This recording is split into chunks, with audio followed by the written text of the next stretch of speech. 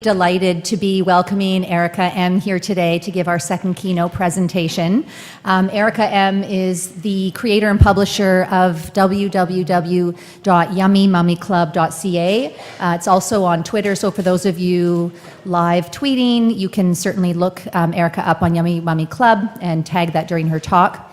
Erica is probably one of Canada's most recognized personalities. If you're old.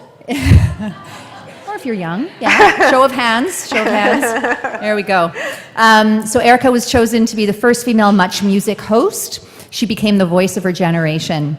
And since then, Erica has remained in the spotlight as her multifaceted media career has blossomed into TV, radio, film, theater, journalism, songwriting, and music publishing. I don't do any of that anymore, by the way.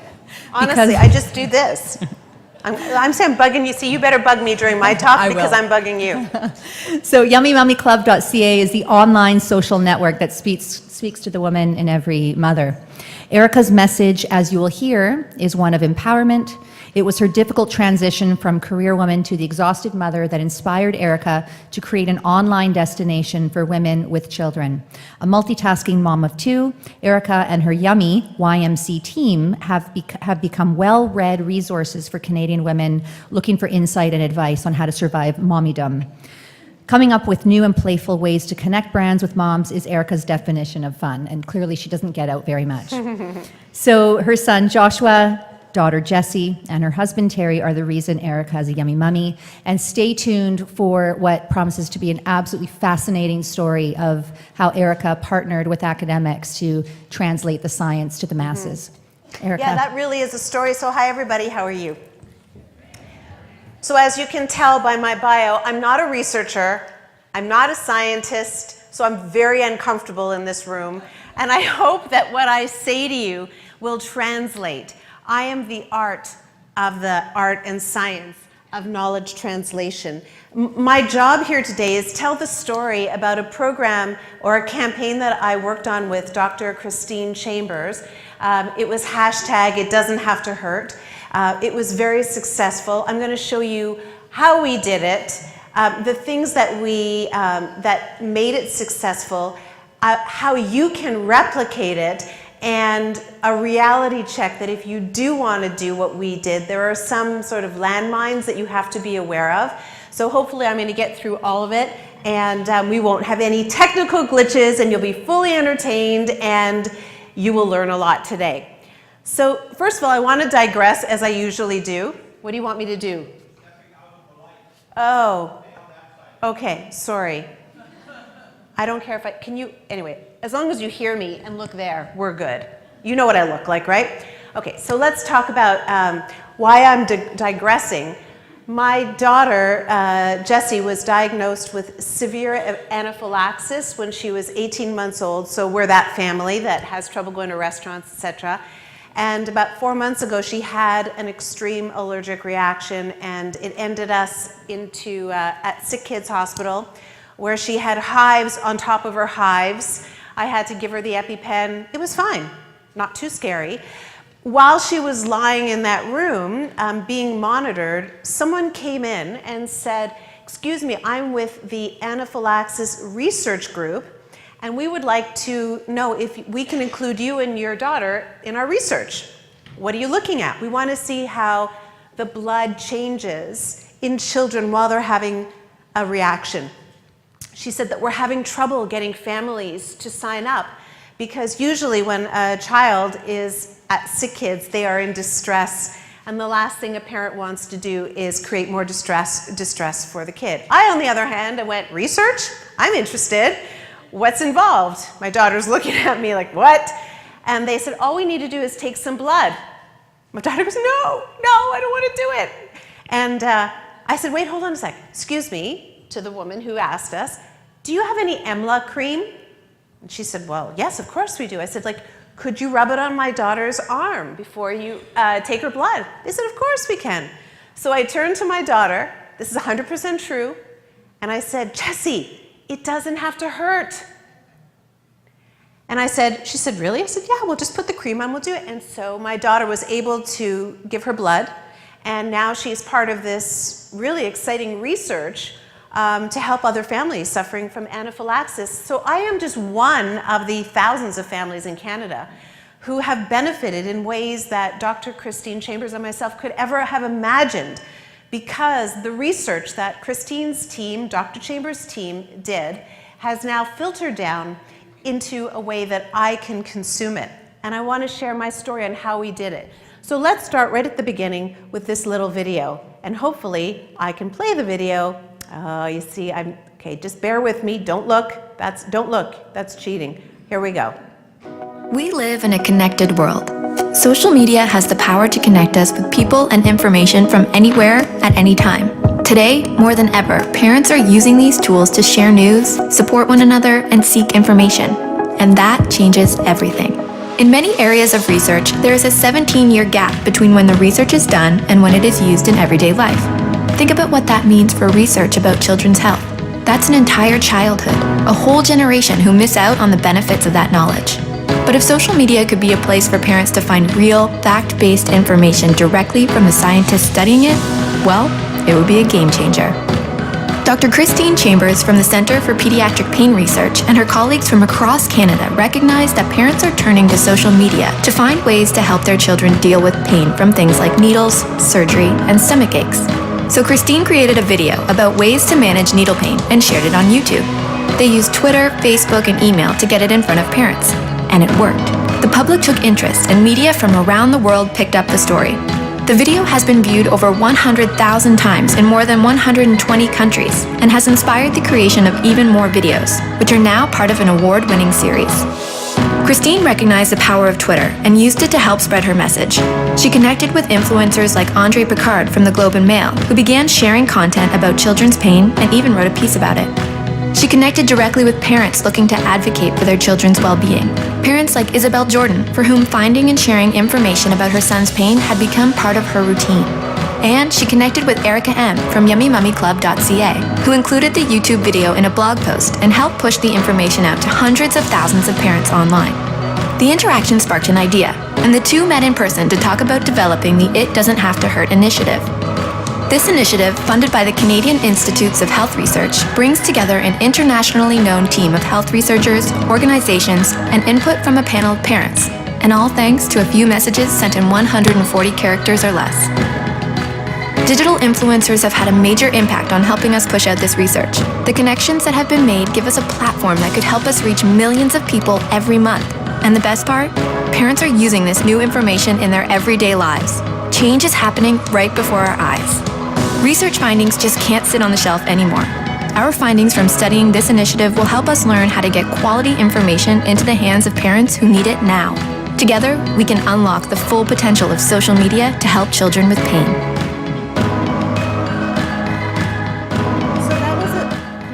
So that was a video that we showed at the launch of it. Thank you very much. Wow. If you like that, we've got more stuff coming up. That video was shown at the launch. We did an in-person launch in Halifax to launch the campaign. But let me give you a little bit of history. Who I am, semi-good introduction to me, because I get to explain really my passion is storytelling. I started on Yummy Mummy, and my job was to tell stories about rock bands. When I became a mom, that was what consumed me, so I started a TV show called Yummy Mummy, which was a show about parenting that was picked up by Discovery Health and syndicated around the world. And when that show was done, I started a little itty-bitty website called YummyMummyClub.ca, the idea being I wanted to connect with other like-minded moms and create a safe place for us to have real-life discussions. That website really took off. It's become one of the largest properties in Canada, independently owned by moi, girl power. It's a safe place, again, for moms, and we even let some dads come in and join us in the conversations. And one of the things that we started to do was reach out to brands and to help brands connect with moms and tell their stories. And in order to do that, I started an agency called M&Co, which is the art of connecting with moms. That's our focus, is how do we tell stories in a compelling way in partnership with brands to connect with moms. And so that was the genesis of how we ended up working with Dr. Christine Chambers. So for those of you who don't know who Dr. Christine Chambers is she actually started her career here at UBC. She did her PhD here, and she was a professor here, and then she got married, and this guy pulled her across the country, and she ended up in Halifax. She has been studying pediatric pain for about 20 years. She is a research chair. What's it called? Tier 1? Tier 1 Canada Research Chair. Tier 1 Canada Research Chair. She's a big shot. And she's also really passionate about disseminating information about pediatric pain to parents, because she's one herself, and she sees that her colleagues and her friends don't have the information that she knows. And that 17-year gap, she told me about it, and it makes her crazy. She says there's got to be a better way than writing academic studies and passing out posters in doctors' offices. So that was how it all started. It all started with her tweeting out to me. So Twitter was literally brought us together, and she said, hey, I made this video, as you saw in the video that she did. I shot this video. I think it'd be really useful for your moms. Would you like to write about it? So I forwarded on to our in-house writer, who's a family doctor, Dr. Kim Foster, who lives in Victoria, BC. She's a mom of 2. And she was interested, so she ended up writing a post about it. And then what happened was, she put the post up on ymc.ca, and the response was really good.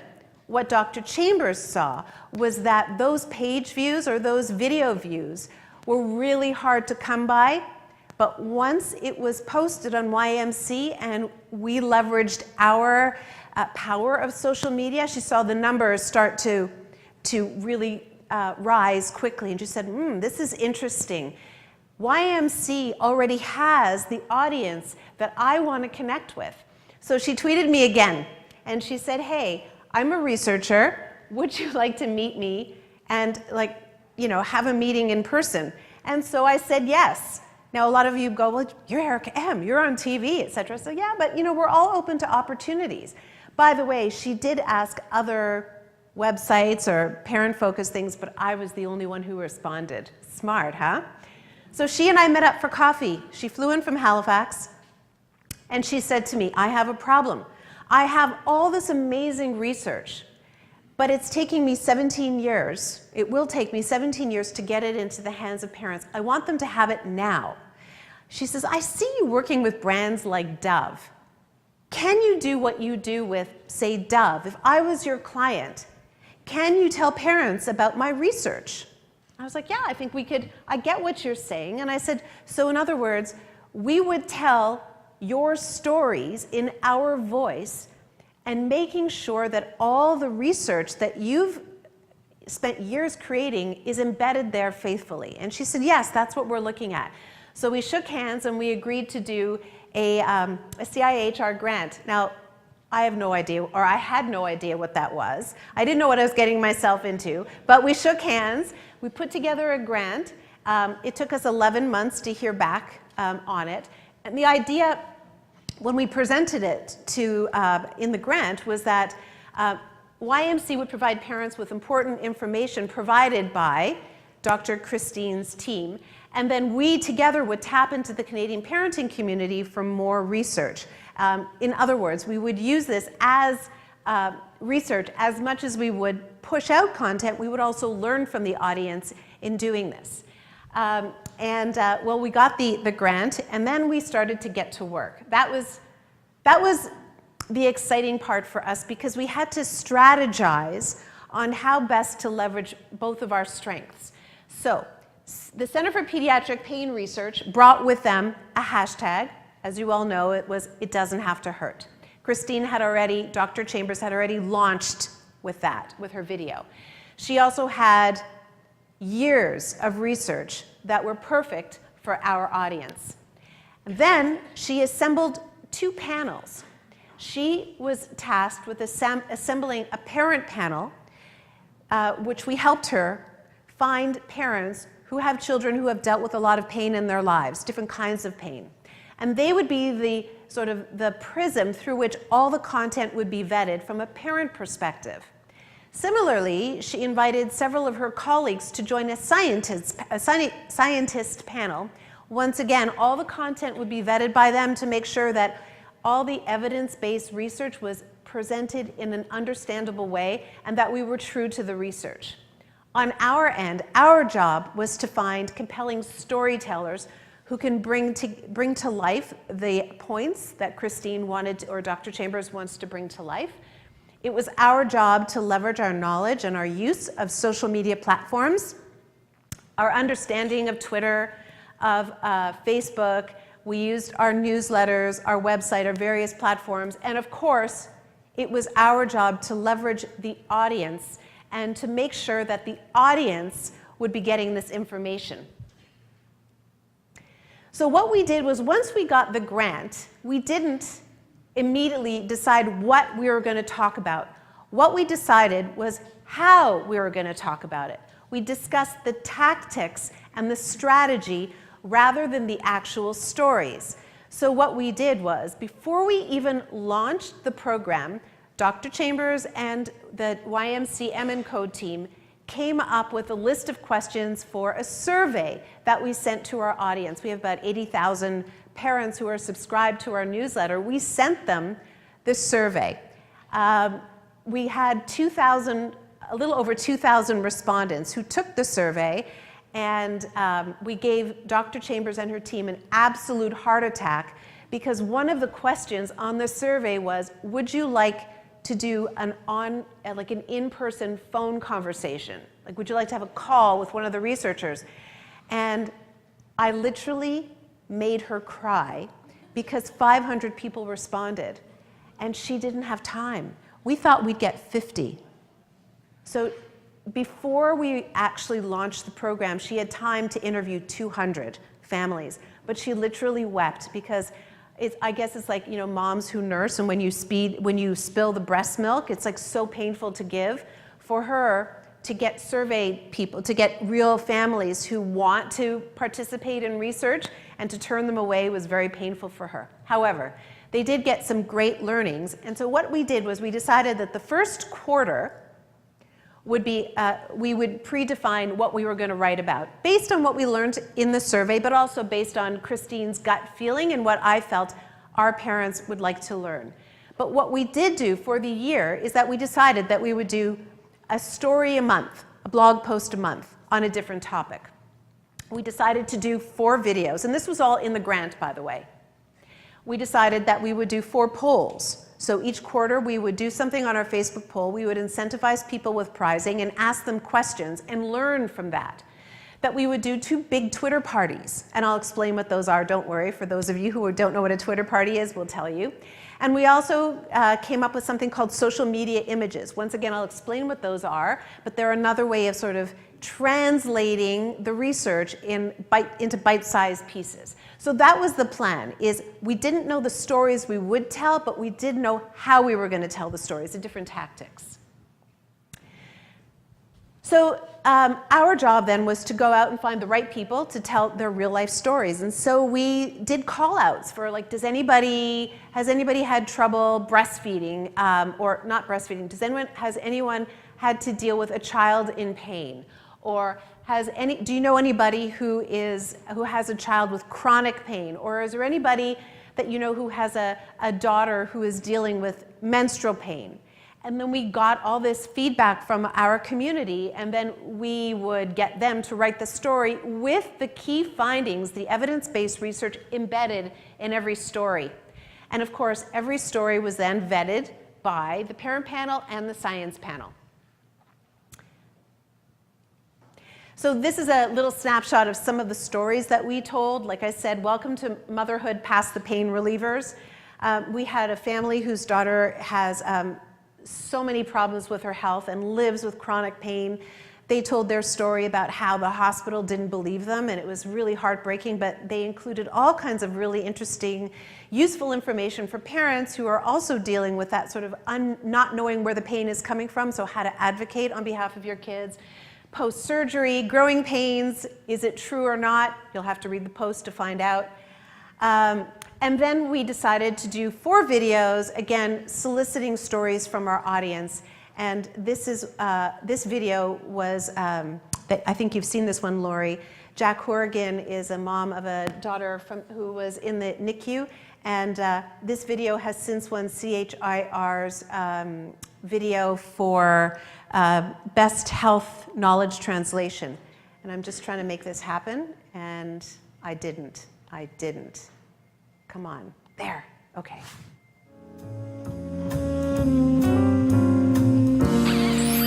About 5 years ago, my husband Andy and I went through the most horrific time of our lives.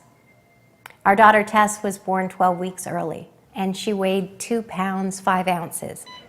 We felt helpless during our time in the neonatal intensive care unit because we didn't know anything at the beginning. But as time went on, we learned a lot of strategies to help her.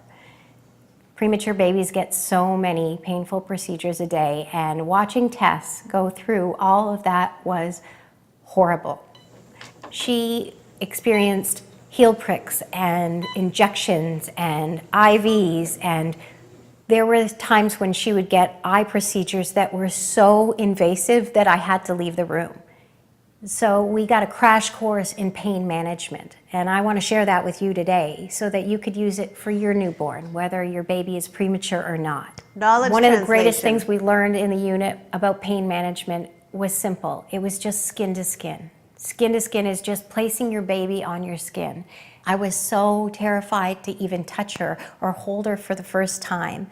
But when this nurse named Sheila put her on my chest for the very first time, it was life-changing. I actually felt like I was a parent and I could do something to protect my child. I remember looking up at the monitor and actually seeing her heart rate go down when she was on my skin. Andy and I did over 372 hours of skin-to-skin with Tess during painful procedures and at other times, and it was the best medicine that we could have given her. It was something that was easy, and it made me feel like a parent. Another pain management technique that they taught us in the hospital was breastfeeding. I had no clue that that was really important for pain management for all babies. I would put Tess on my breast during a painful procedure when she was old enough to suck, swallow, and breathe. And when she was just little in the unit and on oxygen, we would just put a dab of breast milk on a soother so that she could suck it during painful heel pricks or any other invasive procedures. Another technique that we learned from the hospital was called sucrose. It's just sugar water. And we would squirt it in her mouth before she would have a painful procedure, and it would calm her down. These were like 3 easy techniques that all parents could use, whether your baby was born premature or not. So it's my mission now to make sure that everyone I know knows about these, because babies, whether they're premature or not, get painful procedures, vaccines, hospital visits, and it's really important to share what I know because it doesn't have to hurt. Boom. Doesn't have to hurt. Dr. Chambers sat in on the filming of that, and she and we directed it like a commercial, if you will. We made sure that the performance was compelling, that the story was great, and 3 key pieces of evidence-based research embedded in there in a way that you don't notice that you're learning something and it makes sense contextually. So this is apparently a pain point. Oh, I didn't mean that. A pain point for researchers, scientists, to summarize your work. So I didn't know that this would be so hard, but part of Dr. Chambers' job and her team's job was to give us what we call key messages for each component of the program, because she has the research. Our job is to translate that research into stories for the end user. So we would ask her for, okay, for example, if we're going to do something on breastfeeding and babies and nursing and pain, she literally gave us 3 pages of research.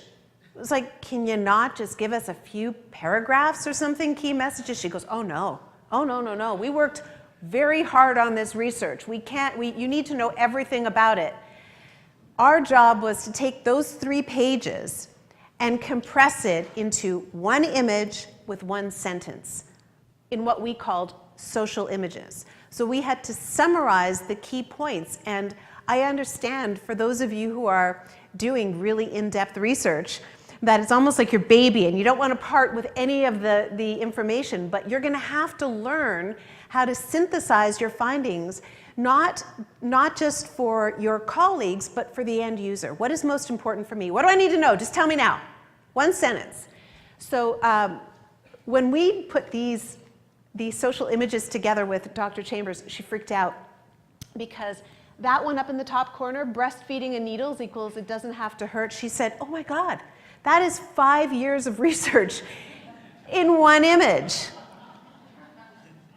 So if and when you decide to do something like that, it's going to be a challenge, I understand, for you to, how do you fine-tune those very key messages that you need people to know? So all of these ones, for example, are all the pages and pages of research that we had to go through in order to get sort of the essence of what she was trying to get at. As good as we were with telling stories, if nobody sees those stories or reads them, are they really useful? Even if we did that wonderful video with Jack Horgan about her baby in the NICU, if nobody saw it, it would be useless. So a really important component of knowledge translation, in my mind, if you plan on doing the social media route, is be careful in what you're investing in. You can invest a small part of it into the content creation, but you have to invest a large part of it into the strategy of how you're going to get those stories in front of the people who need to see it. We call it amplification. We use social media. A lot of it is organic, meaning you don't pay for it, meaning you don't pay for the media like an ad. But these days, it's busy out there. There's a lot of people vying for people's attention and their eyeballs. So if you're going to make a video or build a website, that's only a small part of your job. We did a Twitter party. Does anybody here actually know what a Twitter party is? Put your hand up. Newbies. Okay. So is anybody here on Twitter? Oh, okay, not bad. So we're kind of having a Twitter party now, in a way. If you were tweeting a lot, like nonstop, always using the hashtag, this hashtag, or in our case, it would be, it doesn't have to hurt. What happens is that if someone wanted to follow that stream, they can click on the hashtag and you'll see all the comments. That hashtag brings you sort of technologically into one stream. So you can sort of, it's like telling a story. What we do is we call them Twitter parties, and we invite people to the party virtually.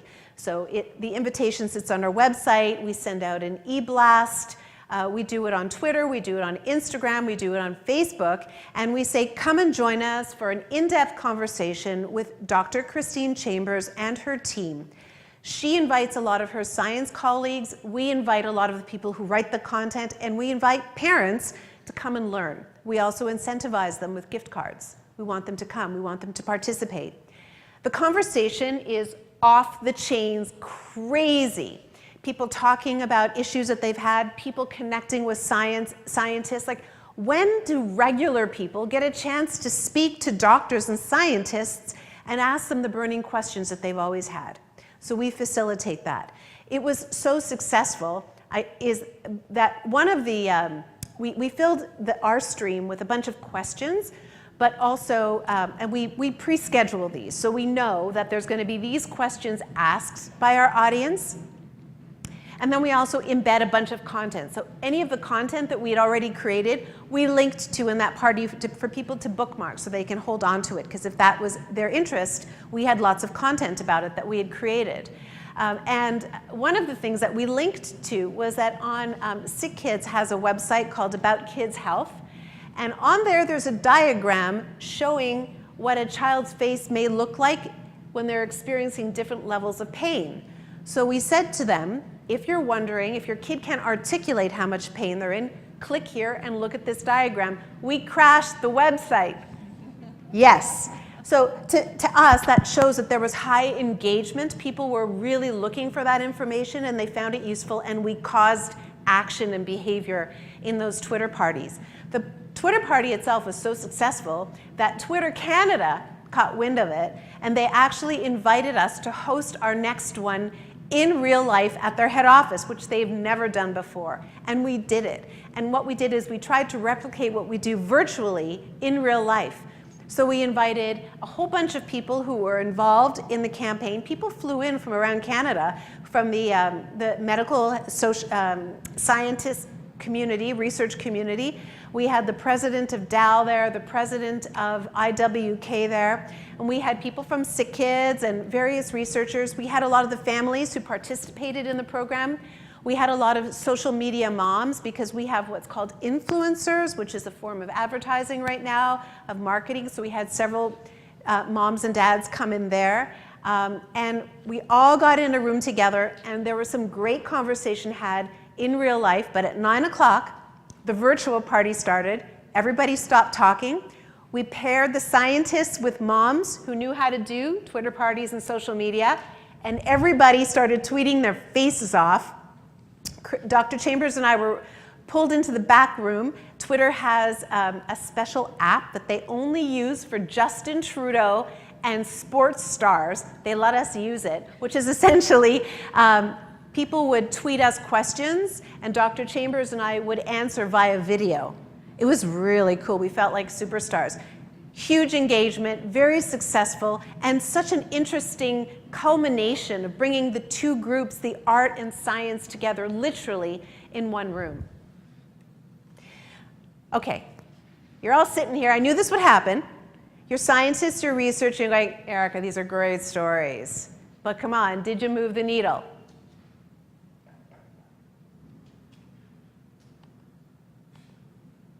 Knowledge translation. The objective? To help educate parents on managing children's pain, and to disseminate important findings about children's pain directly to Canadian moms and dads quicker and more creatively. We did this by weaving compelling personal stories with evidence-based research.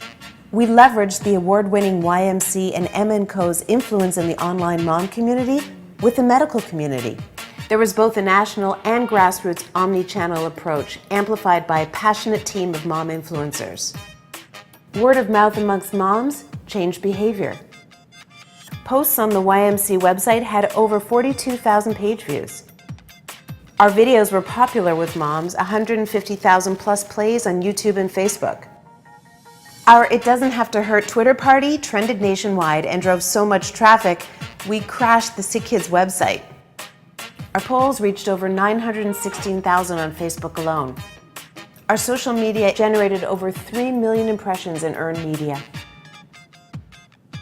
Information about pain has reached millions of parents, empowering them to advocate for their children's health. Scores of national, international, and local press coverage for It Doesn't Have to Hurt. This partnership has earned highest accolades from the health and pain research community. The results? Meaningful dialogue between parents and pain researchers, generating over 100 million impressions to date for this grassroots campaign. Okay, so still you're saying, that's great, what are impressions anyway? That's the way that in advertising, that's the way you calculate success on something. An impression is kind of like an eyeball on there. But Dr. Chambers, as I said before, did a pre and a post survey, because she also, as part of this grant, is trying to understand, can social media and knowledge translation move the needle? So this was her response when I asked her to give me the results. They're still in midst of getting the final numbers, but she said, I said, what is D equals 0.71? I don't know. She said, they'll know. Just put it up on the screen, they'll understand. She doesn't know what an impression is, so we're good. Again, the art and science. But what she did explain to me is that there is distinct proof and data to show that there were large effects in parents' understanding of pediatric pain and how to deal with pain. And there were moderate effects in terms of adoption of using that research. And then she told me, and I understood this, that there's actually a sleeper effect. She believes, I am so knowledgeable now about research, by the way. She said that there's sleeper effects, which means that she feels that a lot of the parents who did understand a lot of new information about pediatric pain just didn't have the opportunity to use that in this coming year. So she was going to do another survey next year to ask those parents if they had an opportunity to use anything that they had learned before. Really, it's all about a two-way conversation. It's not about pushing your message out. That's old-fashioned. It's about engagement. It's getting conversations starting. Very quickly, I know that I'm running out of time. I'm sorry, Lori, but why combining art and science does work? Okay, these are some of the inconvenient truths. If you're going to try this on your own, you need to trust the creators to create. If you're going to partner someone who is in the storyteller world, and I told you that, or I didn't tell you, but I know that Dr. Chambers had a lot of pushback from the scientists on some of the content that we created because we used inappropriate language. Some of the stories were funny, and they were uncomfortable with it. The reality is you may have to dumb down your message a little bit for people like me who just want to be entertained. Really important. The reason why this was so successful, a large part of it is because there was a long-term commitment to it. If you're planning on doing one video and 1 month of Twitter activations, it's not going to grow. If you do it for a long term, you will get organic growth and people will start picking up on it, and you will get momentum, and it will start to turn into something bigger than what it already is. So 1 + 1 will equal to 7. Christine, Dr. Chambers, and I, we were mentioned in the New York Times for this. It became much bigger than who we were. The inconvenient truth is social media is not free. Content creation is not free. Twitter is free, Facebook is free, Instagram is free. The person running those channels are very expensive. Your time is worth a lot. So if you're going to do this and you're going to invest in social media, find experts who will do the job for you because it's a lot of work. Basically, you have to build a community. We already have that community. We've invested thousands, maybe millions of hours building a community, which is why this worked. You'll need to do the same. You also need to find your figurehead. Dr. Christine Chambers is a powerhouse.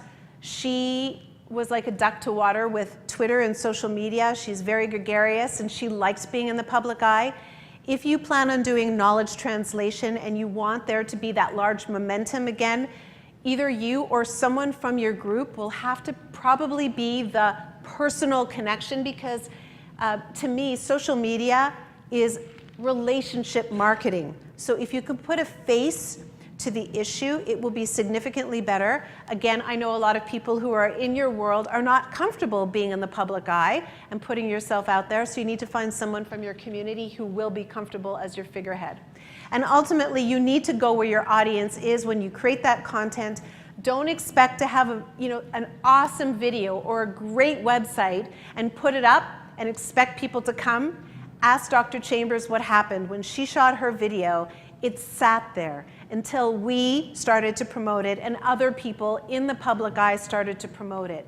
So if you're going to invest in knowledge translation, make a small amount of what you're doing on the actual content, and a large part of it needs to be the social strategy and the amplification to get it in front of people and get it top of mind. Because if people don't see it, it never really happened. Benefits for you, as Dr. Chambers experienced, it changed knowledge and behavior. We have the data, we have the proof. She's able now to have she has a community of people who are now following her. So we are continuing our relationship together. However, she's already starting to build her own pain research and her own pain community. And from that, she's able to get a lot of information. So patient engagement, she's able to reach out to patients directly. We're doing that on behalf of her as well. So she's learning a ton about what people want to know about in terms of research, et cetera. This is the way to do it. She also discovered that in that survey, that a lot of her main objective is to teach parents about the value of advocating for their kids and giving them the knowledge about pediatric pain, because a lot of health professionals don't do it properly. So what she wants is for all of us to go into the doctor's office fully armed and say, that's not how you do it. But what she found was when she did the survey that a lot of the people that took the survey who were parents are actually health professionals. And they really connected to the information that we were creating because it wasn't sort of academic and boring. They're humans too. So these health researchers who are on Twitter and social media and on parents, now they understand this knowledge and are changing the way that they're going to start treating their patients when they come in. And finally, of course, it leads to other opportunities. Dr. Chambers is now highly respected and highly regarded by the media. She has speeches all over the world right now to talk about this. So if you can create a program like this, it will help your research reach further than you ever could have imagined. But you have to invest in it both creatively and scientifically. So I hope that that has helped you understand that you need to create the right content, you need to have the right social strategy, you have to have the right audience, and you have to have it for the right amount of time for it to build momentum, and so that you can get your information and your incredible research in front of the people and actually move the needle. I'm open to questions. I know that this was a lot of information at the same time. It was hard to distill it. Anyone have any, do you have time for questions? Let's clap for Erica first.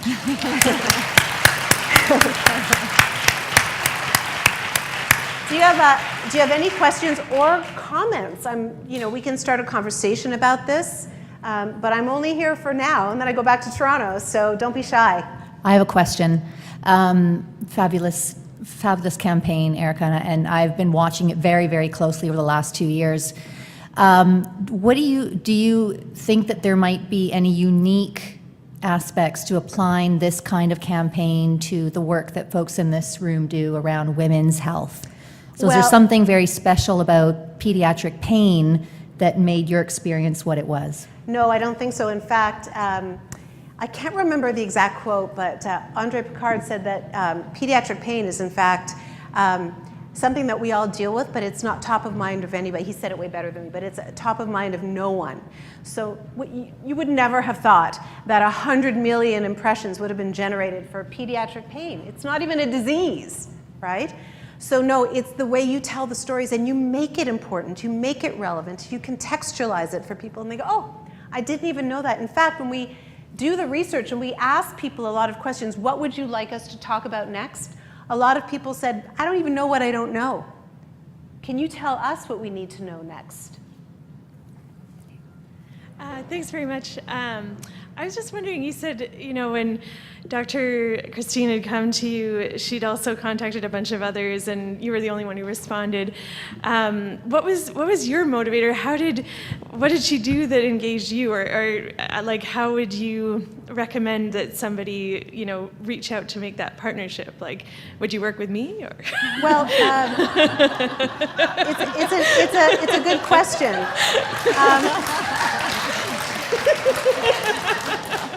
There's two answers to it. The first thing that we did is, what intrigued me was she's a mom of 4, and she's a doctor, and I like meeting interesting people. So just on a social, I didn't understand that she was Dr. Christine Chambers.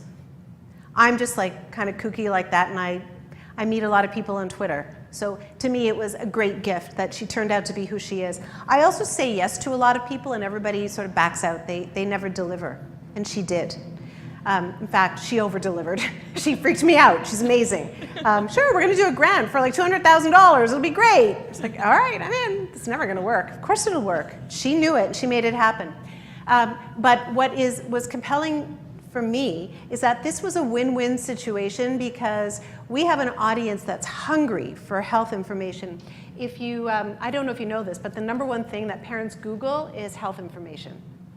So we know how to get it in front of parents. We know that they need that information, which is why part of my business now is only focused on knowledge translation, because we understand that there's such a huge market. Our team wants to do this more. It costs money. It's my company.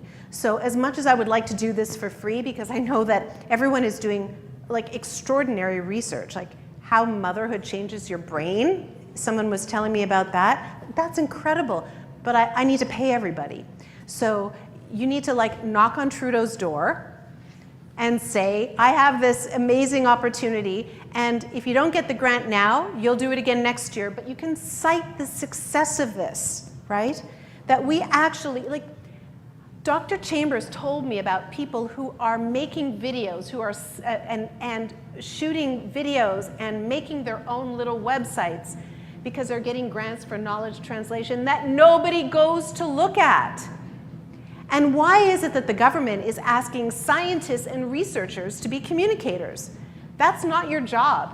You're not trained like me. I've spent 20 years, 30 years, maybe even more, being a communicator. I know how to do it. That's what I spend all my time with. I understand how Twitter and Facebook and Instagram works, and it's hard.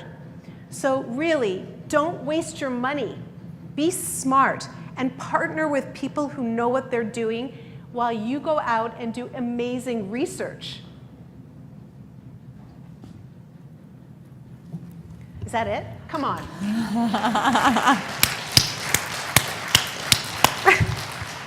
You can direct the rest of your questions to @yummymummyclub. Just @yummymummyclub. Join me again in thanking Erica for sharing her incredible story and experiences with us today. Thank you. I hope you're inspired. Like, I hope that inspires you to dare to do something that's out of the box, because that's what's going to get people's attention. And there's so many other ways that you can do, like what Dr. Chambers and what we came up for this was relevant for this, but there's many other ways to do it. You just have to be creative. There is an art to it. I'm sorry, I could keep on talking all day about this, but sorry, I'll stop. Can I just unplug this?